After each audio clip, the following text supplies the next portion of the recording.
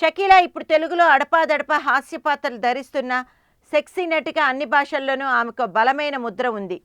ఆమె నటించిన మలయాళ శృంగార చిత్రాలు అన్ని భాషల్లోకి వెళ్ళాయి. వివిధ భాషల్లో షకీలా 300కు పైగా చిత్రాల్లో నటించింది. ఆమె బరితెగించిన భామగా ఎందుకు ఇలాంటి చిత్రాల్లో నటించాల్సి వచ్చింది? ఇలాంటి ప్రశ్నలకు సమాధానం అన్నట్లుగా ఆమె జీవిత కథ మలయాళంలో పుస్తకంగా వచ్చి అది ఓ పెద్ద సంచలనాన్ని సృష్టించింది.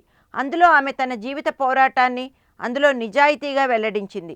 అయితే తనను మోసగించిన వారి పేర్లు మాత్రం ఎక్కడా ప్రస్తావించలేదు. షకీలా తల్లి చాంద్ బేగంది నెల్లూరు, తండ్రి చాంద్ బాషాది తమిళనాడు. వాళ్ళకి మొత్తం 7 పిల్లలు. షకీలా 5వ సంతానం. తండ్రి మెడ్రాసులో ఒక రిక్రియేషన్ క్లబ్ నడిపేవాడు. షకీలా 8వ తరగతి చదివే రోజుల్లో తండ్రికి నష్టం కలిగి క్లబ్ మూతపడింది. దాంతో ఆ కుటుంబానికి కష్టాలు ప్రారంభమయ్యాయి. ఎదురింట్లో ఉన్న మేకప్ మ్యాన్ షకీలాని సినిమాల్లో చేర్పిస్తామని తండ్రితో చెప్పి ఒక చిత్ర దర్శకుడి దగ్గర తీసుకెళ్లాడు. అలా తొలిసారిగా సిల్క్ స్మితకు చెల్లెలి పాత్రలో షకీలా సినిమా జీవితం ఆరంభమైంది. ఇక ఆ తర్వాత వరుసగా ఎన్నో సినిమాల్లో ఎలాంటి పాత్రలైనా సరే అంటూ నటిస్తూ కుటుంబాన్ని కాపాడుకుంటూ వచ్చింది. నమ్మిన వాళ్ళందరూ తన డబ్బును కాజేస్తూ వచ్చారట.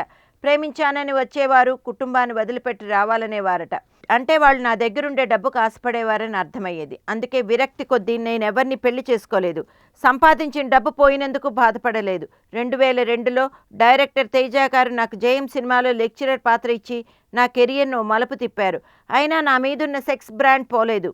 నో ప్రాబ్లం, ఇప్పుడు సన్నీ లియోన్ కూడా అంగీకరిస్తున్నారు కదా అంటున్న షకీలా తన ఆత్మకథలో మరెన్నో సంగతులు వెల్లడించిందిట.